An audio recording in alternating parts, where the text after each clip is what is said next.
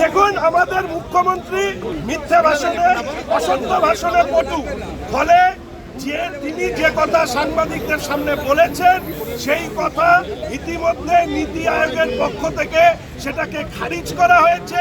বলা হয়েছে যে তার সময় শেষ হয়ে গেছে, তারপরে তিনি সেখান থেকে বেরিয়ে গিয়েছেন। উনি নীতি আয়োগের মিটিংয়ে যাবেন যাবেন না, যাবেন যাবেন না, পেন্ডুলামের মতন নড়ছিলেন। গিয়েছিলেন নাটক করতে, বাইরে এসে নাটক করেছেন। সেই নাটকের এখানে আলোচনা, এইটা আমরা মনে করি সংসদীয় গণতন্ত্রের পক্ষে বিপজ্জনক।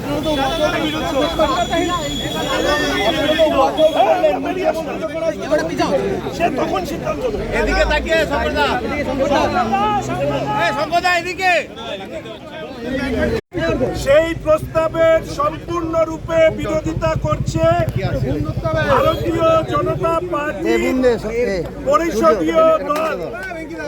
আপনারা জানেন যে নীতি আয়োগে যাওয়া নিয়ে মুখ্যমন্ত্রী বারংবার তিনি তার মত পরিবর্তন করেন এবং পরবর্তীকালে তিনি মিটিংয়ে গিয়ে যে আচরণ করেন তা সংসদীয় গণতন্ত্রের পক্ষে বেমানান।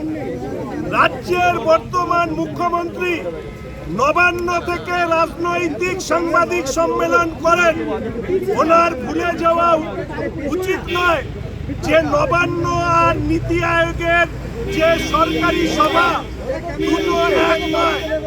রাজ্যের মুখ্যমন্ত্রী তিনি বাইরে এসে সাংবাদিকদের সামনে যে বক্তব্য বলেন সেই বক্তব্য নীতি আয়োগের পক্ষ থেকে সম্পূর্ণরূপে খণ্ডন করা হয় এবং বলা হয় মুখ্যমন্ত্রী তার সময় শেষ হয়ে যাওয়ার পরে তিনি নিজেই বেরিয়ে যান।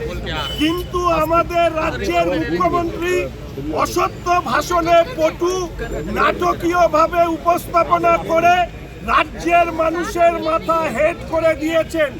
নির্মলা সীতারামন আমাদের অর্থমন্ত্রী, কেন্দ্রীয় অর্থমন্ত্রী বলেছেন যে মুখ্যমন্ত্রী যেটা বলেছেন সেটা সর্বৈব মিথ্যা। আপনাদেরকে বলে রাখি, পশ্চিমবঙ্গের রাজ্যের বাজেট খুলে দেখুন, এই রাজ্যের নিজস্ব আয় হচ্ছে 87,000 কোটি টাকা। পেনশন আর ইন্টারেস্ট দিতে ব্যয় করে 1,13,000 কোটি টাকা। যেখানে ভারত সরকার এই বছরও আমাদের এই রাজ্যকে প্রায় 1,56,000 কোটি টাকার উপরে ব্যয় বরাদ্দ করেছে। এই রাজ্য যেখানে কেন্দ্রীয় প্রকল্প ফিনান্স কমিশন মার্কেট লোনের উপরে চলে, আমাদের মুখ্যমন্ত্রী এই সত্যটুকু মানুষের সামনে আসতে দিতে চান না।